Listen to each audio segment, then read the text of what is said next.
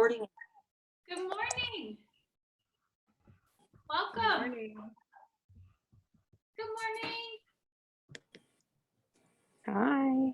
Hi. Wait if you want. We're going to give people a few minutes I to want to fight. join here.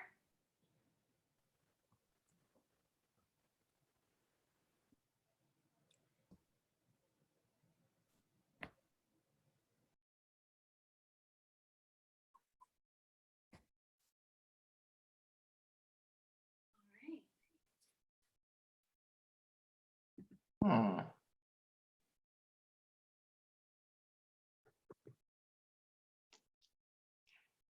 Okay, wait a second. Sure. Yeah, welcome. So if you are new to doing a Zoom class, you just want to make sure on the bottom bar there that you're on mute. Otherwise, we'll hear your dogs and your coffee pot and all that kind of stuff. No problem. So just make sure you're on mute. And if you have a question, you can unmute yourself, ask me the question. I'll respond and then you can mute yourself again. So very casual. Welcome. My name is Tara Jensen. I'm coming to you this morning from actually a very sort of overcast and gloomy Daytona Beach, but we're in my parents' kitchen. So my husband and I are in the process of moving, and I'm down here in Florida for a couple of months to enjoy mostly sunny skies and work on my next book, which is out by Potter Publishing Company in August, so this coming August. And we have been eating so much cake, and so I wanted to do this class today to just give you a simple, easy cake. Citrus is in season right now, coming out our ears. So we're doing a citrus olive oil cake and candied orange peel. So glad you could join me. Marley, can you hear me? Yeah. Okay, so Marley is my husband. Thank you, Marley. He's going to be moderating today. So if you have any tech questions, you can type them into the chat and he will help you out. He's in Virginia, and so thank you for joining us this morning, Marley. So this is the cake that we're going to be making. I'm trying to bring it a little closer to you. What I love about this cake is that you don't even need any glaze, any frosting. I don't even dust it with powdered sugar. And it's a true snack cake, which means that my family has just been eating it out of the pan. So full disclosure, we've had one of these on the countertop since I got here at the beginning of January, and we literally just eat wedges out of the pan whenever we feel like it. It's light, it's refreshing. It is made with olive oil, as you would have probably guessed by the name. And folks have asked me, is this healthier than a cake made with butter? It's still a cake, so we still have all the usual suspects except for the butter, but it is a little bit lower calorie wise if you're into that kind of thing. So first I'm going to show you how to make the cake. The cake takes 35 minutes to bake in an oven at 350 degrees. So I've got the oven on behind me at 350 degrees. I don't use convection bake, I just use regular. I've got my pan prepped. So I like to use a 9-inch pan. You'll see there's a difference between these two. This is shallower. This was the only shallow pan I had, and this cake came out so nicely. I just wanted to show you this as an example. If you have a shallow pan, you will get a more even browning on the top of your cake, so that's something to consider. But we just have a regular 9-inch cake pan. I've greased it with some butter and dusted it with flour, knocked out all the excess flour so the cake pan is ready. Typically, I bake a cake with a layer of parchment underneath. So if you like to do that and that's the way you want to bake this cake, that's totally fine. But I don't know, this just felt sort of old school and kind of romantic to actually grease it and flour it. So my cake pan is prepared, my oven is on, and all my ingredients are ready.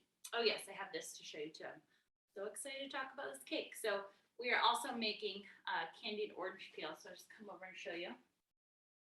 But This is delicious. And you can serve it or eat it just in these wedges. You can julienne it and dip it into chocolate if you want, but it's fine just like that. And then of course you can cube it. So this is also what we'll be making today, is some beautiful candied orange peel. We've basically, my mom and I have candied everything we can get our hands on. So you'll see later when I show you what we have prepared that we've also candied grapefruit peel, lime peel, lemon peel. We're going to use navel oranges today, but we've used several different kinds of oranges. So once you try this and you get the technique down, you can just kind of start candying almost any citrus peel that you come across. And there's a few tips and tricks for different citrus peel that I'll go over. And then the last thing before we get into the cake, a byproduct of candying the citrus peel is this gorgeous simple syrup. So we've been making old fashions and just pouring this into a little bit of ice water or pouring it over yogurt. So when you're done candying the orange peel, you get a lovely simple syrup to use as you wish. Okay.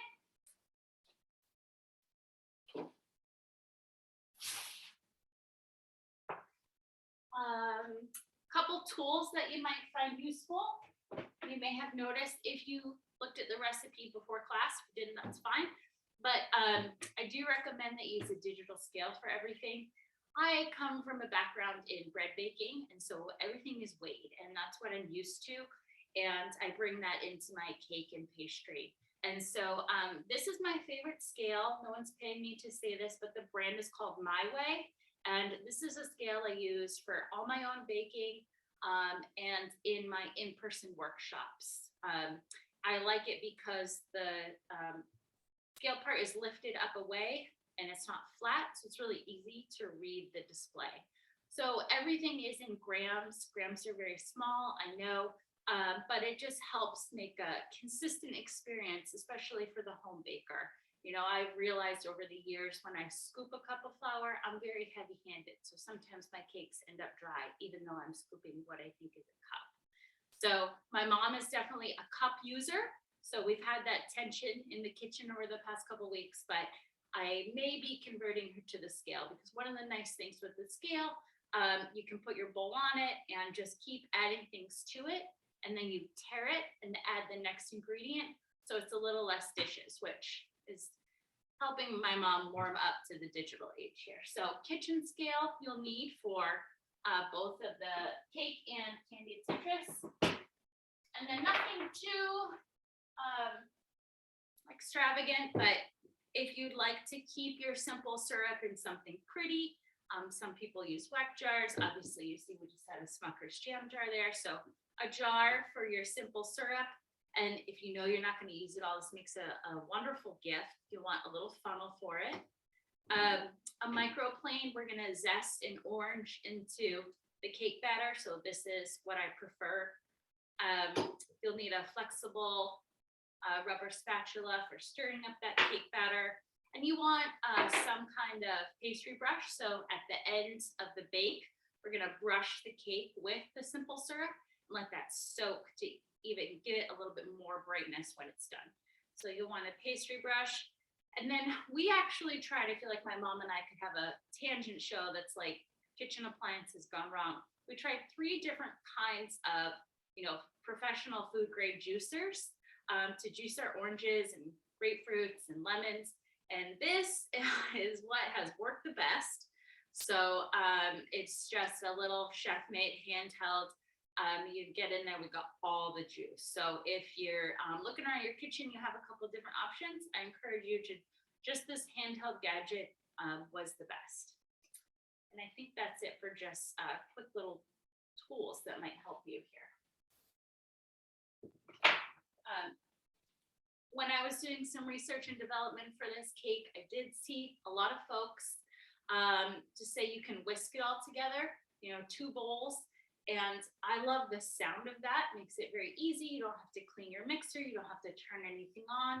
However, the cake comes out so much better if you just use an electric mixer. So if we're going to use a KitchenAid, which is actually my grandmother's, but if you don't have something like a KitchenAid to use, even just handheld electric beaters.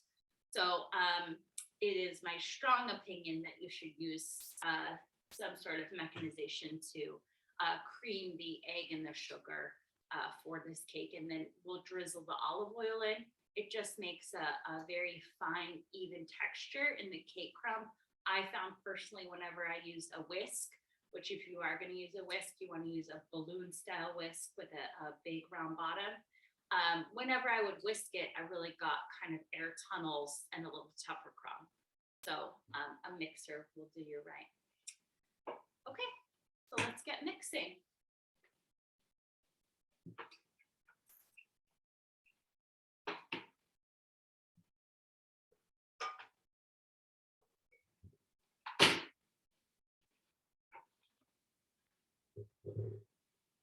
And if you have any questions or comments, feel free to unmute yourself. If you weren't here at the beginning, welcome, good morning. We're doing this very informal, so if you have a question, you can just unmute yourself, ask me the question, say hi, and then I'll respond. You can mute yourself back.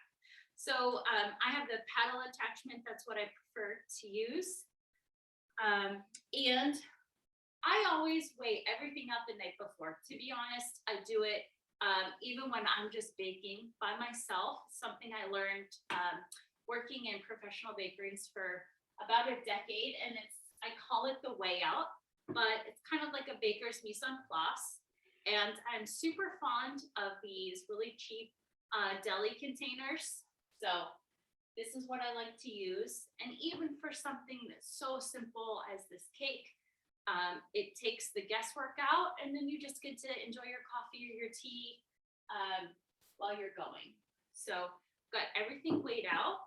And in terms of ingredients, we've got the eggs here. So 3 large eggs, about 170 grams. It's very similar to most cakes. If you're familiar with making cake, you're gonna weigh out all your dry ingredients together. So the dry ingredients for this cake, we've got unbleached all-purpose flour, almond flour, baking powder, baking soda, which I think just helps activate the baking powder. And we've got some salt. They're all combined together and then thoroughly whisked. You can also sift it to make sure there's no clumps of flour. I find that the almond flour tends to clump over time, especially if it has a little moisture in it. So just make sure that there's no little balls of that almond flour. That's going to give us wonderful flavor, but also just an awesome texture when the cake is done. So everything is weighed out. We've got our eggs, our dry mix, and for the rest of the wet, we've got also I use unbleached sugar. This brand is Florida Crystals. Everything is like Florida in my life right now. Florida Crystals brand.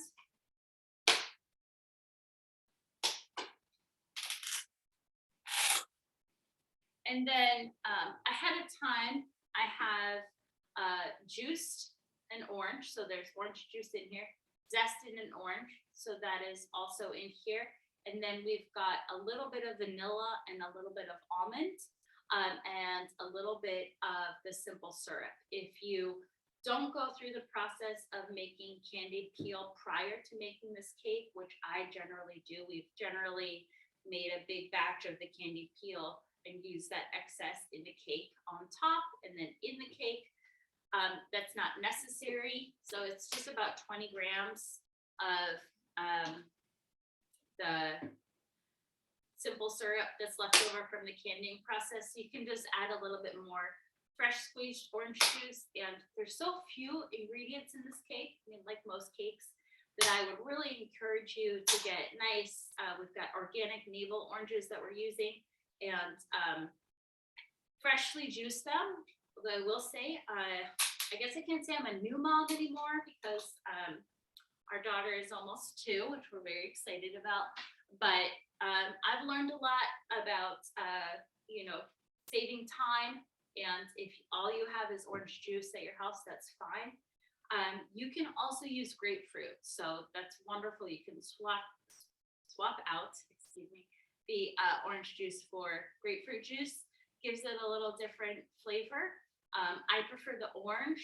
If you swap out grapefruit for orange, you'll also notice a different color in the final baked cake. The combination of the olive oil and the orange juice gives it just a golden color. It'll be a little bit lighter in color if you use the grapefruit juice, but when you use the grapefruit juice, there's a like grapefruity aftertaste to the cake bite. So it's interesting as well. And then for olive oil, which I have here, we're using Evo, so extra virgin olive oil. You know, I go always for stuff that's unbleached, always for stuff that's organic if I can.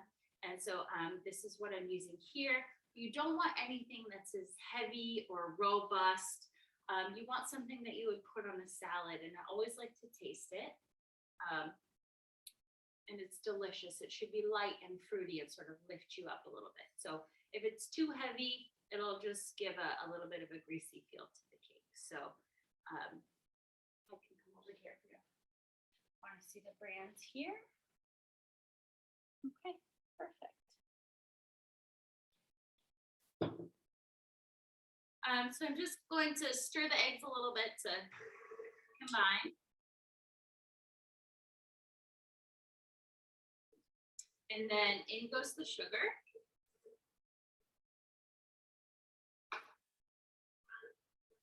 I'm going to turn it up to 4-6 here and just let it go for a minute.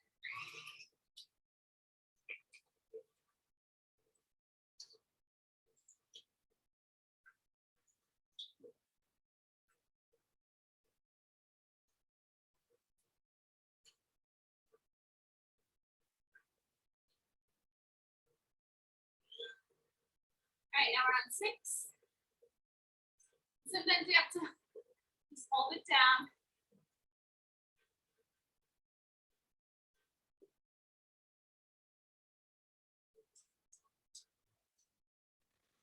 Great, so what you really want is it'll become pale. The mixture will become pale. It'll become aerated, frothy looking, which is what we have here, and that's good. So next, what we're going to do is just slowly drizzle in the olive oil on 4. Then I'll turn it up to 6 again, give that some time. And then the last thing we'll do is add this, and then we're going to add the flour in 3 additions. So drizzle in the olive oil.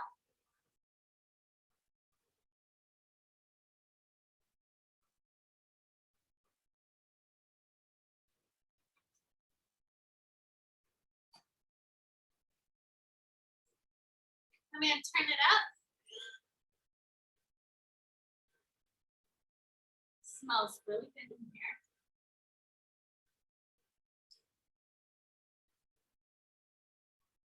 All right, and then I'm just going to put it on stir. And in goes the orange juice, the simple syrup, the zest, the vanilla extract, and the almond extract.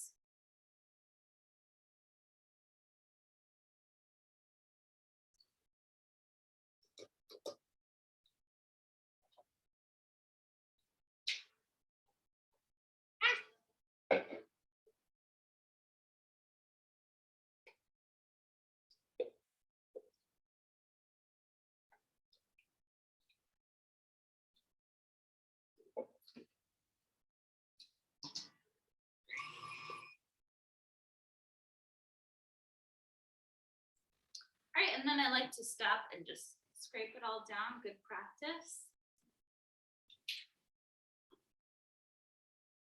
So it's been super fun to bake with my mom. My mom is an excellent baker, but we are very different kinds of bakers.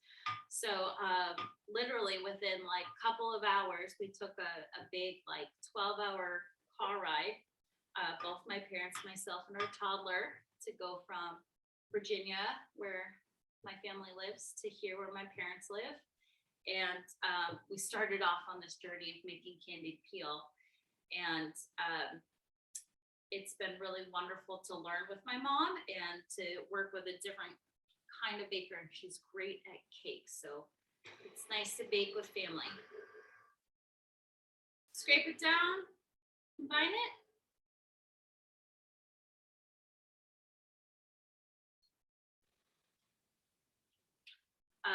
I mentioned my second book, which is out called Flower Power, which is out by Potter this upcoming August. But my first book, A Baker's Year, is just out there, was written in 2016. And the back chapter is all about chiffon cakes.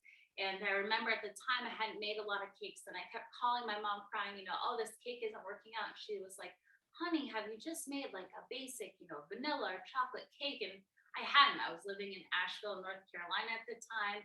And everybody was like, using herbs from their yard and the weirdest ingredients they could find, which is awesome. It's still a part of my personality. But I think my mom is so proud that I just can actually make like a wonderful, light, delicious cake now. So come a long way. She has asked me for this recipe, so we're considering it a success. So even though I sifted these flours yesterday, whether it's cake, or bread, I always aerate the flour before I add it. So just whisking it a little bit here. We're going to add it in 3 parts.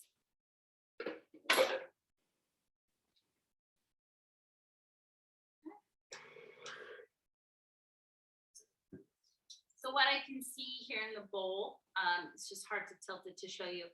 It's just frothy. It's uniform in color, and it's like a bright, sunny yellow.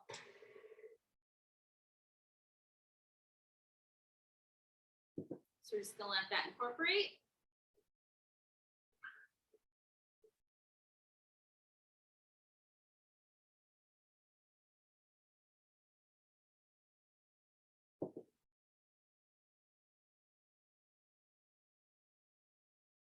All right, third part.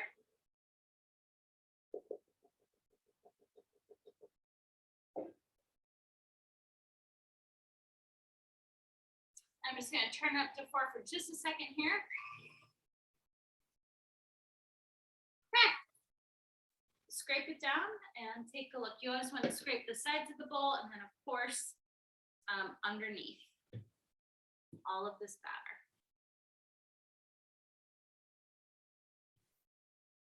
This cake batter is very loose, so don't be afraid if you're used to something a little thicker. And then also, if you want to play around with the flours, that's just something I can't help but do. So want about 200 grams total of flour. So you can, if you don't have almond flour, you can use just 100% all-purpose. If you want to increase the almond flour, you can go up to about 60 grams of almond flour. Personally, next, I'd like to try using a little bit of whole wheat flour and a little bit of rye flour, because that's generally what I like to incorporate into my baked goods. A little bit of rye, a little bit of whole wheat. If you have potato starch available to you, not potato flour, but potato starch, you can also add swap out the almond flour for a little bit of potato starch, and that gives you more of a cake, like a natural cake flour blend with the all-purpose. All-purpose flour is, in theory, a 50-50 blend of a hard wheat and a soft wheat. If you have access to just strictly pastry flour, that's also great. I lived close by to a wonderful flour mill in Asheville, North Carolina called Carolina Ground. If you've taken a class with me before, you know I've talked about them and extolled their virtues. So Carolina Ground flour makes a beautiful flour called the crema pastry flour, which you can order online. And it's just a very silky, oily, gorgeous flour, tender for cakes and cookies and pie crust. That's my preferred flour rather than all-purpose.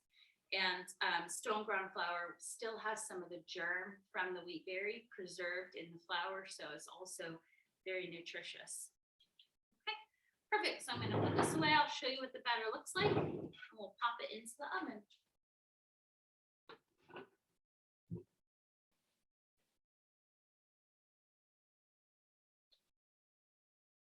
Okay, I'll try and tilt this here. Essentially, you just don't wanna see any dry portions of flour. A little hard with the lighting here, but it's all nicely creamed together.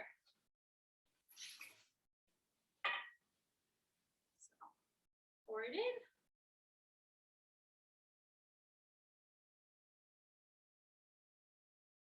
And that orange juice, freshly squeezed orange juice, and the olive oil just gives this cake a golden glow.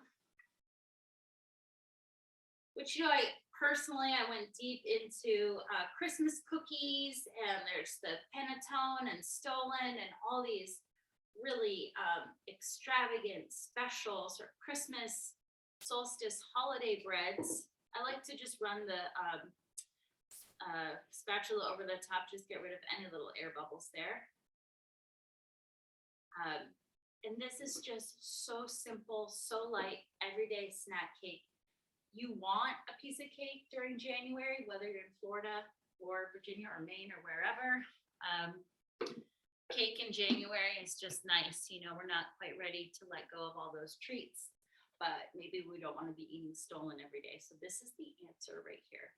Okay, so the cake is ready. I'm gonna pop it in the oven. Sarah, Yeah. you've got a question here in the chat, and I thought I'd just take it to you. It's a gluten-free baking question. Yep. Could you sub buckwheat flour or cassava with the almond? Just somebody looking out for gluten-free options that aren't commercial mixes. Sure. You know, you still need a majority all-purpose flour for this cake to rise properly, at least the way I've made it. So we've made this cake probably 15 times in this kitchen, but always with at least a base of 100 grams all-purpose flour. So you could try substituting the almond for, you could try substituting the buckwheat. My wheels are just spinning there with the almond, but that wouldn't necessarily give you a gluten-free cake. There is a cake, and the name is escaping me. So if this rings a bell for anybody, there is a cake that can be made completely with potato starch that is almost the same makeup of this. It's like potato starch, egg, and sugar, and it's delicious. I believe it's Swedish. I'm sorry, I can't really recall anymore, but a friend made it for me a couple years ago, and it was very memorable. So I don't do gluten-free baking, mostly because I'm just so into the process of growing wheat, milling wheat, baking with whole grains. So but I would encourage you to try it. I always say follow the recipe once, and then you'll have your control, and then you can branch out and start swapping out flours. But especially for the buckwheat, you know, I probably wouldn't do more than maybe 20 grams of that to begin with. So hopefully that was helpful. Okay, so cake is in. I'm going to set a timer for 35 minutes. And you'll know the cake is done. It will be completely brown on the top, pull away from the sides. And when you press the middle, it'll be firm. So of course the edges become firm first, and then the middle. But I will say, I don't personally like to stick a knife or a skewer in the middle of this, because I don't glaze it, I don't frost it. And you know, for my family, it's probably not a big deal, but I don't like to insert something in there and then have it dead. But you can, of course, and if you're doing it for the first time, you probably should. But we'll take a look at this in about 35 minutes. So now we have the orange peel to talk about. So do you have any questions about the cake? Oh, okay, great. Great, candied orange peel, really easy, just takes so much time. And there are several different ways you can do it. But the one thing you really can't cut out is the amount of time, in my opinion, it takes to boil it. There's a lot of recipes on the internet that are going to encourage you to, cut down on time. You know, if you Google it, like my mom and I did, candied orange peel, there's a ton of stuff out there that's like easy, simple, 10 minutes, 5 minutes, one day. It's a 3-day process at least, but I'm a sourdough bread baker and it's very similar. It doesn't take all 3 days, although if you want an excuse to like not have to go out, you can tell people it's a very labor intensive 3-day process. It's 5 minutes a day, 5 minutes tomorrow, and then essentially just those extra hours are drying time. So we'll start at the beginning. You want to use a nice navel orange. So these are organic navel oranges. And rather than using a peeler, we're trying to get all the pith away from the edge. We are going to cut this into wedges, boil for a total of 5 times, remove the pith at the 3rd boil, and then candy them. They're going to sit in candied syrup overnight, and then they'll be dried and dehydrated, and then I'll show you how I like to dredge them through some sugar. So here's your orange. You want a cutting board and a nice knife. And I got really into fruitcake last year. So I'm so excited for this upcoming year because you can actually start your fruitcakes now and then be brushing them with rum for 12 months, which sounds delicious. So I'm going to start my fruitcakes this year in January and use some candied orange peel. So I'm going to come closer just so you can see. But essentially what I'm going to do is go from the top, cut all the way in to the bottom, all the way around, and then around the side again, and you'll see when I pull them off. The recipe that you have is for 5 navel oranges, but I'm just going to show you one here, and then I've got some already prepared. So I'm going all the way through, and then we just keep a container of the fruit in the fridge for all kinds of things. So I've cut it around the globe, if you will, once, and then around again.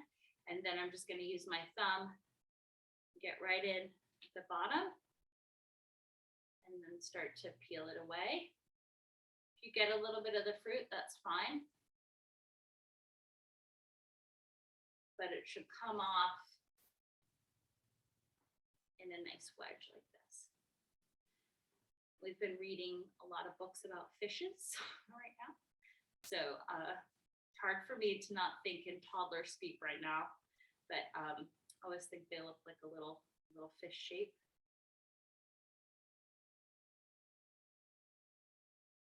And my daughter has learned anytime the mixer is on, she comes running into the kitchen and goes, mmm.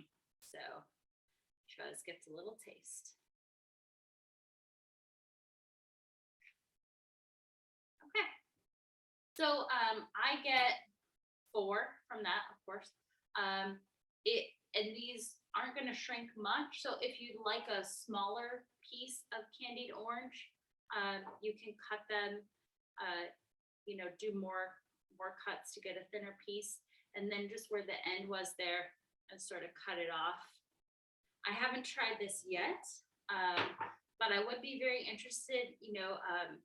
I did a lot of work as an artist before I went into baking full time with using an X-Acto knife and cutting paper. And as I move the knife through this, I'll think, oh, wow, you could also make like really interesting shapes out of this, before you even start the process of boiling, maybe cutting these into something interesting could be cool. I have seen people already julienne them or cut them into thin strips at this point. I don't prefer to do that, but your day, your way. So you end up with a lot of these, and then like I said,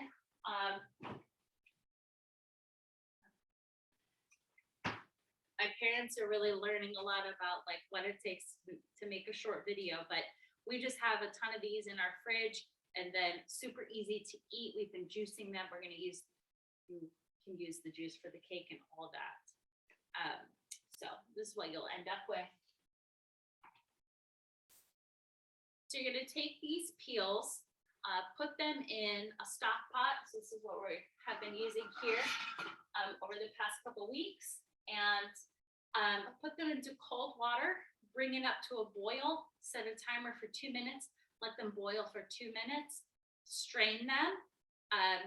Then you're going to put cold water in the pot again, let it come to a boil, put the peels in, boil them for 2 minutes again. And on the third boil, so we're not going to go through that process together, but that's arguably the bulk of the time there, and then the drying. On the third time, that's when I like to remove the pith. So the boiling process is just removing some of the bitterness. So this does become a candy, but of course there's a lot of bitterness between the pith and in the rind of the orange. So fragrant. And every time you boil it and then give it fresh water, you're just removing more of the bitterness from the process. And then you end up with something a little sweeter on the very end. I'm just gonna pop this over here. So once they've gotten their third boil, they're gonna end up looking like this. So we have, these are strained here. They're gonna become just really pliable. And then it's super easy to remove the pith at this point. So again, you'll want a cutting board and a nice sharp knife, and then I just lay them down, and then with the knife, I'm trying to show you here, just go right underneath the pith, and then I let them cool, of course, and you just are separating it from the orange peel. So I do leave a little bit on. I don't totally go like right down to the skin. It's kind of hard actually. And then while you're doing that, I just like to have a certain shape. So I just was shaving off a little extra here. While you're doing that, you get your simple syrup ready. So there's a lot of different ways you can do the simple syrup. You can do a richer simple syrup. So what we're doing here is 2 parts water to 1 part sugar. There's lots of different options out there. If you like something a little thicker, you could do a heavier syrup. Most simple syrups are 1 to 1. So you could do that as well. So this is a little sweeter, a little thicker at the end. So already in the pot here, I'm going to turn it up. I've got, before class, I just started the process. You want to boil the water, then add the sugar. It just helps the sugar dissolve. If you add the sugar and the water at the same time, the world doesn't end. And then just a little bit of lemon juice. It's about a whole lemon's worth of lemon juice into the pot, bring it to a boil to create the simple syrup. Remove the pith from all these, and then we're gonna put them in the pot and you boil it for an hour. And then I just turn it off on the stove top, remove it from heat, and let it sit. So I'll just try and go through this real quick. If anybody has any questions at this point, this is a great moment for me to chat, or if you just want to say hi. There was a question a little while ago about if this would be a good cake to bake as mini bundt cakes. Yes. Yep. We've done it in square pans and in a pan. It's a very forgiving cake. Now, like as I mentioned, I wanted to add whole wheat and rye flour to it. I'm also interested in trying it with lemon and adding poppy seed and trying it in a loaf tin. Like, I think that this is my cake for 2022. I don't want to get ahead of myself, but I'm glad I found this cake. It's so easy. I'm just removing all the pith here. And if you like kind of simple meditative kitchen tasks, this is for you.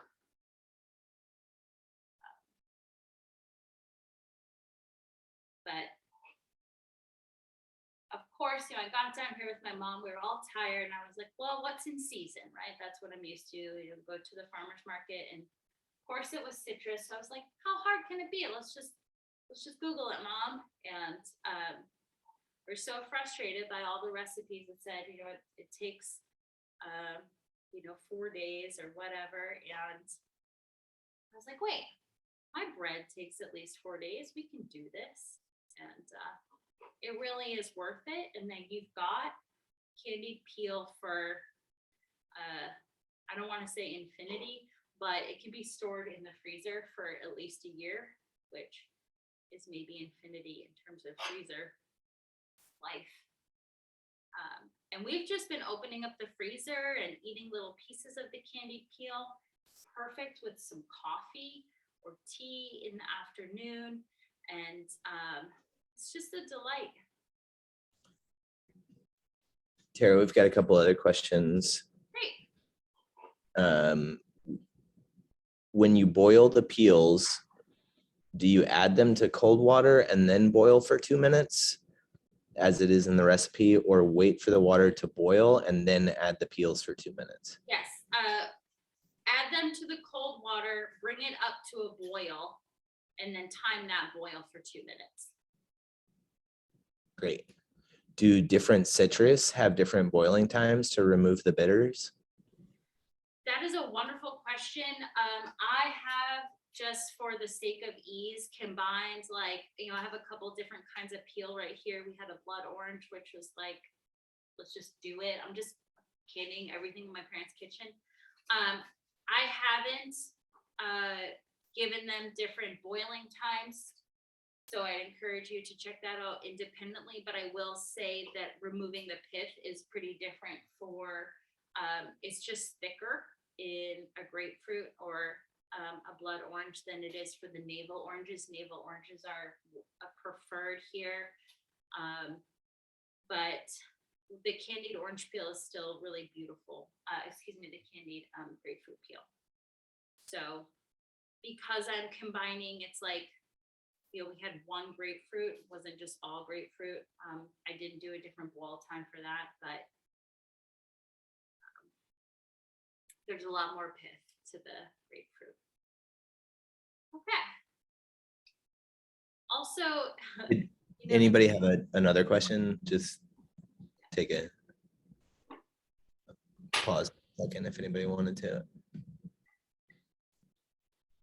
Oh, there's a question about from Kate. I took your sourdough and queen king cake class in New Orleans in 2019. awesome. How would you use the candied peel in the queen cake?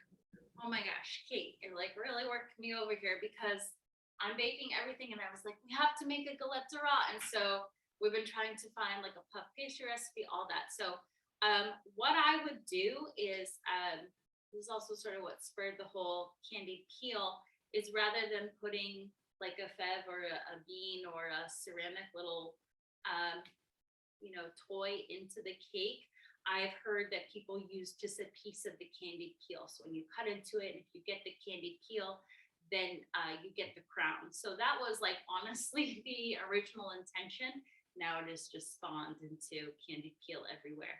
So that's what I would do.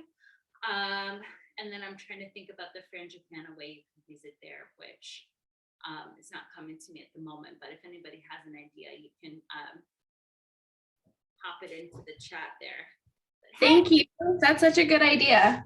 I'm gonna love that. Yeah, and if you're bringing it to the party and whatever, people are having their old fashions with the simple syrup that you brought, maybe it's a little bit more forgiving to have a piece of candied peel in the cake than something ceramic, but I don't know. Okay, so this is starting to boil. I know, I believe it's Bayou Saint Cakes on Instagram, who I love. I'm embarrassed I don't completely remember her name, but I know she does candied kumquats and uses that as her sort of surprise in the galette.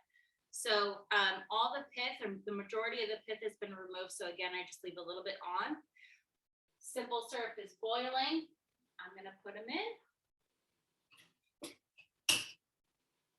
I do a lot of what I call procrastinating, which is basically baking 5 other things to avoid like baking the one thing that I actually need to teach myself how to bake.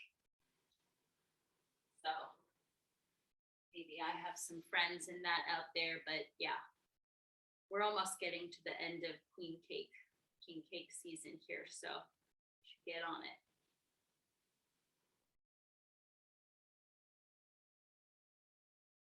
So as they cook in the simple syrup, they're going to become translucent.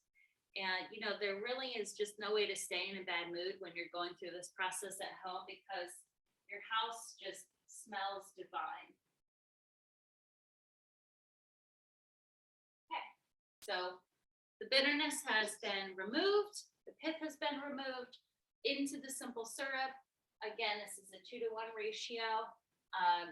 And I'm going to put the lid on, and then this is going to go for about an hour. I'm going to reduce the heat now just to a simmer. And then when the hour is up, I'm going to turn it off, and then they'll just hang out in that liquid overnight. And what that does is just plump them up. You know, if you're short on time, you can just separate them out onto a drying rack, but you know, this isn't something that you're doing like in a hurry anyways, because it just takes so long in general, but not hard. It just takes time. Those are the things I like the most. Okay. So I'm gonna check on the cake real quick. All right, looks good. And we'll get on to the rest here. We have been delivering this cake. I'm also working on donuts, which I've locked in. I'm so excited about our donut class next weekend, which I know some of you are also signed up for, so thanks for that. But this is how you start a cottage bakery. You guys were just delivering cake and donuts and candy peel to the neighborhood. So gotta be careful what you wish for. But it's awesome. People love it.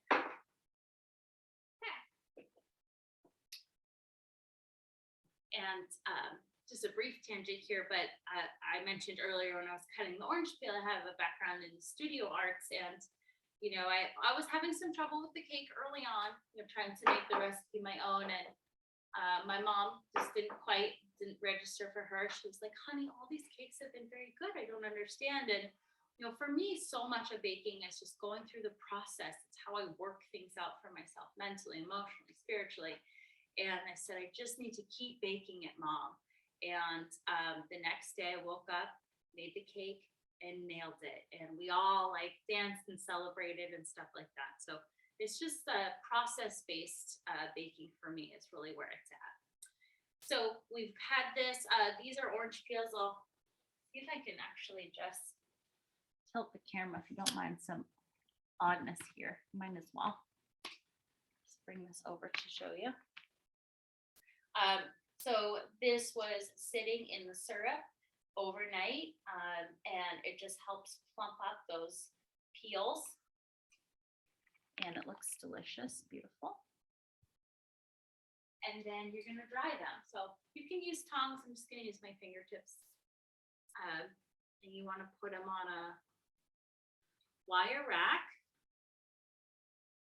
You can speed it up. It's just like sourdough, right? Like speeding it up means like, you know, shaving an hour off of a 48-hour process. But if those words excite you to speed up the process, you can dehydrate these in your oven with the door closed and the light on. I have one of those infrared temperature guns from using my wood-fired oven. To check the temperature there, and you just want to make sure they don't get, you know, you're not baking them, so you don't want to get them above 100 in there, which your oven light can be pretty powerful.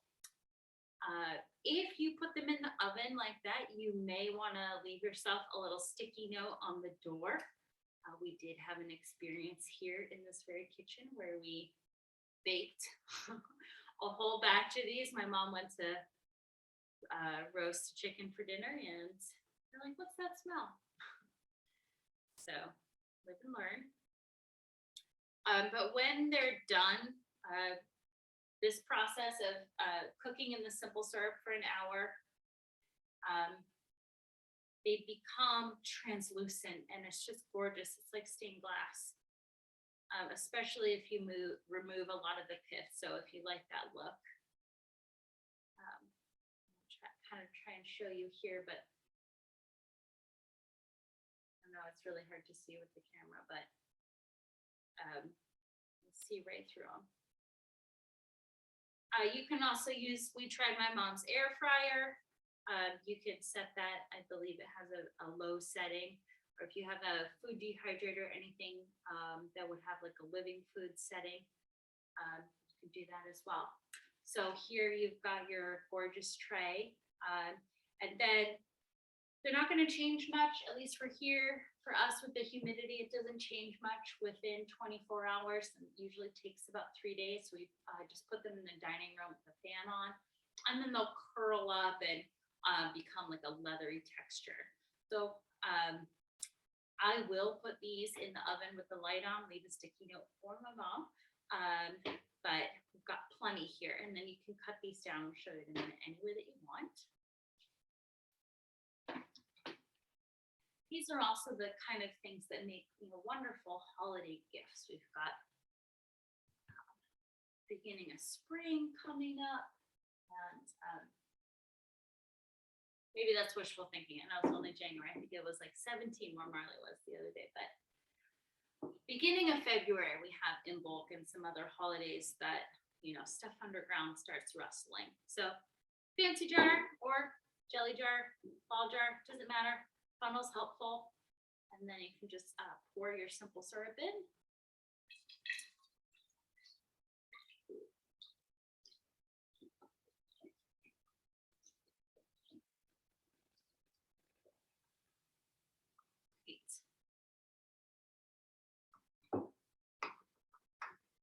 Also awesome that you get so many different things just from this one process. So it's also something I'm really fond of. Okay, you got your simple syrup, you're ready for cocktail hour. Cake is starting to become really fragrant in here, so I can smell that. Looks good.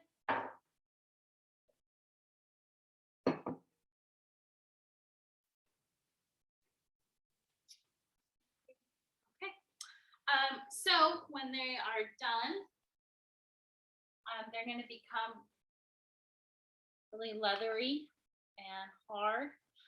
There is still a little bit of moisture here on them. Let's see if this is a little bit better view for you. I guess I could actually do it like that.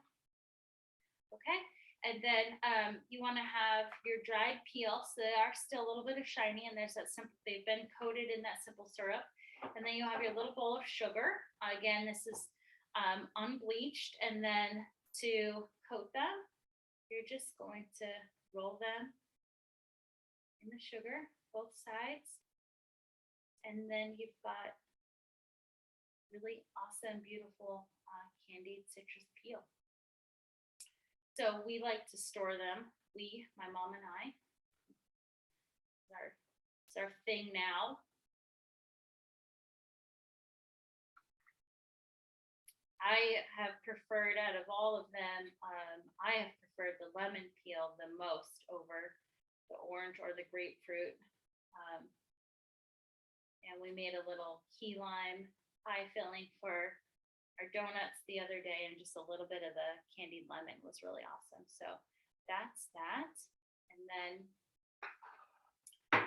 for storage, you want an airtight container, and then we store them. You know, it's fine if they touch, it's no big deal. This is actually the grapefruit, so you can see it's just a much larger peel. Just store them between layers of parchment in the freezer. They're so tender, you can eat them right out of the freezer. And I chose not to put them all through sugar, but my mom has a sweeter tooth than I, so you know, we did candy a lot of them for her, but this is a bit of the lemon, just a little different color here that you can see.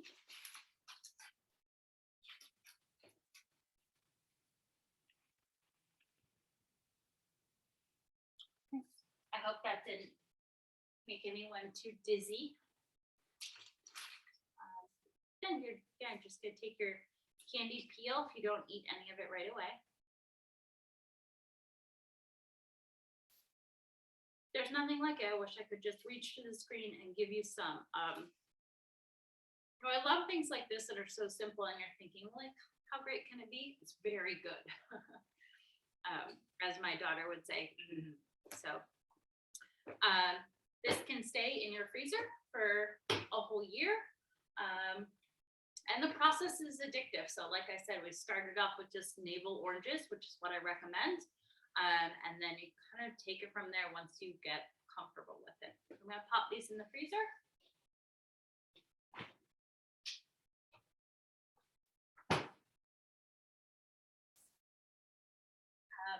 And then we're just returning to the cake here. So any last minute questions? We've got a little bit more time on the cake here. We want to, let's assume that this is the cake that's been baking. I'm gonna bring it out. As the cake is cooling, what you'll want to do, again, personally, I don't like to poke holes because I like a uniform look to the top of the cake. You could poke holes, but I'm gonna take, I actually prefer a brush with hairs on it, but my mom just says this silicone one, which is fine. But you're gonna take the simple syrup and then just brush it over the top. And just like how you might brush a fruit cake with rum, you can continually brush it with this simple syrup as the days go by. So this can hang out, this cake can hang back into cake now, can hang out on your countertop for up to 7 days, although our cakes haven't lasted more than 4. Just covered with tin foil or wrapped tightly just in the pan. We brought one to the beach, which if you're on my Instagram, I'm sure you've seen. I mean, they really just travel well. Zero fuss, right? No glaze, no frosting, no buttercream, just straight out of the cake pan. Smells good. There's this, and then if you want to add some elegance to it, I put some rose petals on here. Kind of been walking around the suburban neighborhood, seeing what I can eat out of people's yards. But even just a little bit of candied peel. And then I'll cut into this so you can see the inside because our other cake is still baking. But we're kind of wrapping up here. Does anybody have any questions?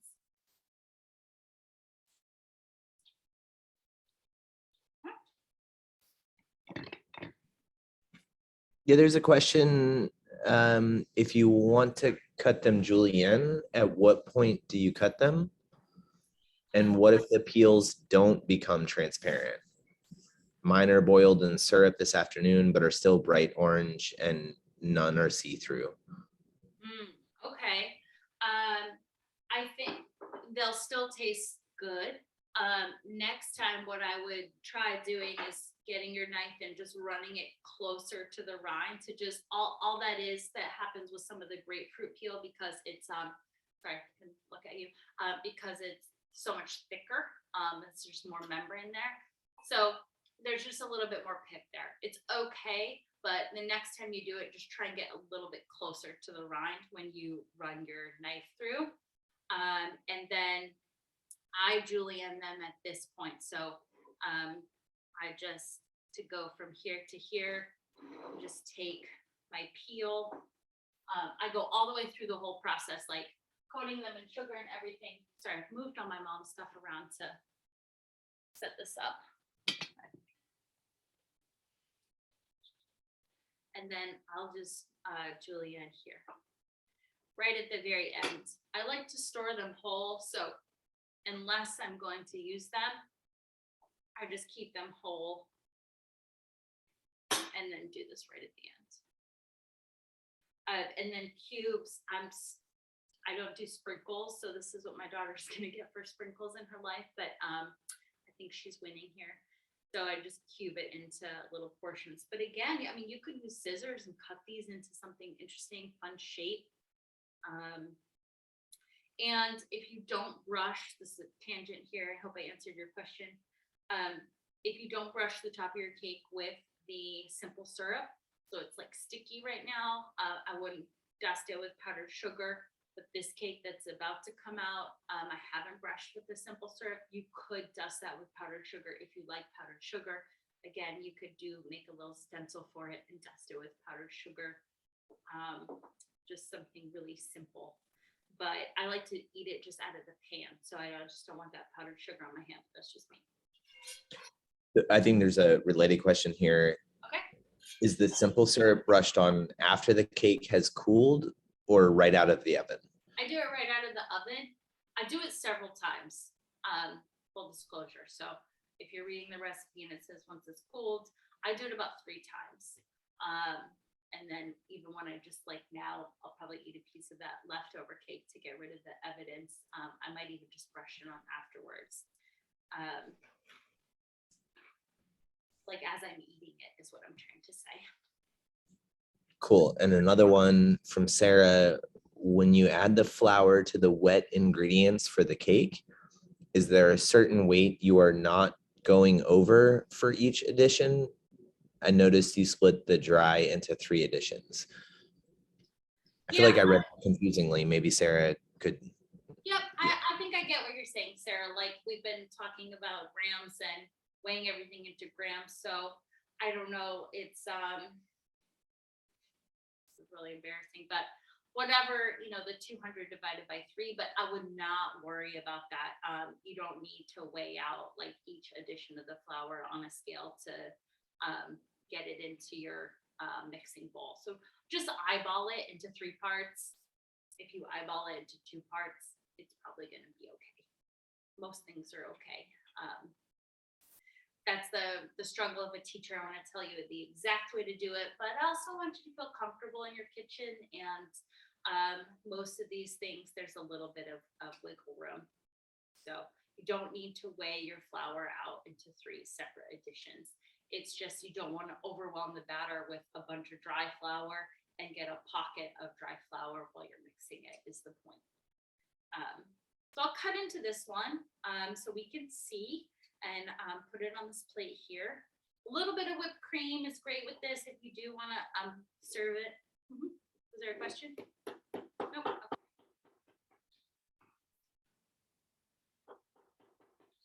And I can show you if that's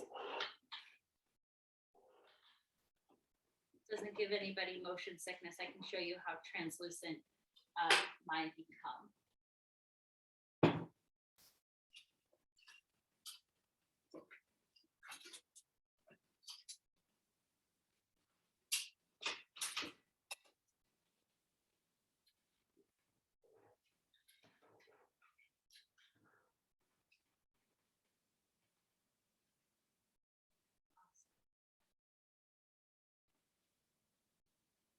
So this is the cake. It's really nice, uniform, feathery, citrusy, and just a beautiful bright color. So you can serve it with nothing, which is how we've just been eating it, as I've said a million times, straight out of the pan. And you can also serve it on a plate with a little bit of whipped cream and just a little piece of the peel. So elegant. It's an easy cake to fall in love with, and love Valentine's Day right around the corner. I think we'll be making this for then as well.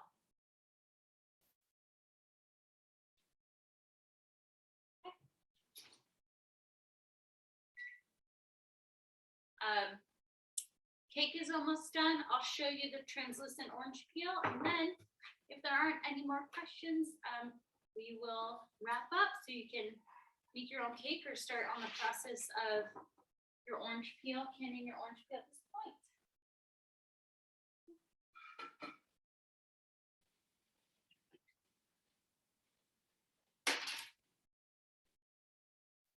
Okay, so hold on. We're going to take a little journey over here to the islands. So as you can see, not all of mine are translucent. So if that makes you feel any better, but this is what you're looking for. So I was just doing this quickly during class, and there's a couple different kinds of oranges here, which is why I'm encouraging you to use the navel oranges. You're going to get the best results from a navel orange. So you can see basically right through that.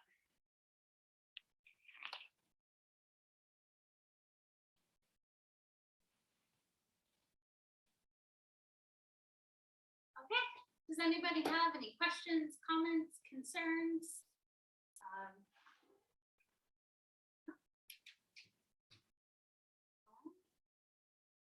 Well, if you do, something comes up for you, you want to talk more about cake, or you've got a question regarding candying your orange peel when you get to it, I'd love to hear from you. So please, you can contact me through my website, or just respond to the email where you got a link to this class.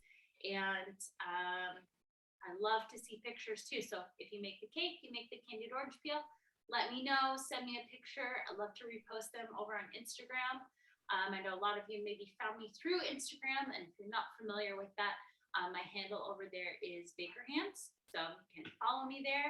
And I am resuming in-person classes this year, and I'm so excited to be teaching with Andrew Janjigian. His name is Wordloaf over on Instagram, and we're doing a wood-fired oven, sourdough bread, and pizza course outside of DC. That's where my family is moving to this summer, and you can find that link to that whole experience. It's a fully packaged deal with all your meals and beautiful lodging in the DC metro area on my website too. So thank you for joining me this morning. I wish you cake and candied orange peel, and I hope to hear from you soon. So thank you. Thanks, Marley, for moderating. Thank you. Yeah. Thank you. Thanks.